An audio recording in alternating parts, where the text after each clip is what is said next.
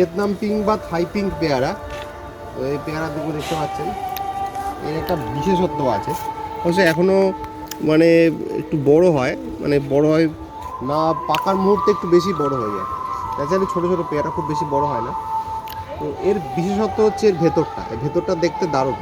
তো এই একটা পেয়ারা জাত দেখুন, এর সব থেকে ভালো বৈশিষ্ট্য হচ্ছে সারা বছর হয় একদম। এই দেখুন ছোট পেয়ারা আছে, আবার ফুল আছে, আবার এই পাশেও পেয়ারা আছে, এই দেখুন। তো এইভাবে সারা বছর এতে পেয়ারা হতেই থাকে।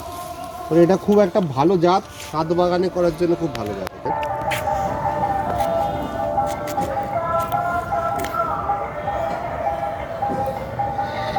এই কালারটা আরও ভালো আসবে, দেখুন কালারটা দেখুন। এটা আরও একটু পাকতো তাহলে ভেতরটা আরও বেশি পিঙ্ক হতো, এবং ভীষণ সুন্দর সুস্বাদু পেয়ারা এটা। আপনারা যদি পেয়ারার জাত করতে চান একটা, এটা থাই পিঙ্ক বা ভিয়েতনাম পিঙ্ক বলে, আমি সেইভাবে এনেছিলাম।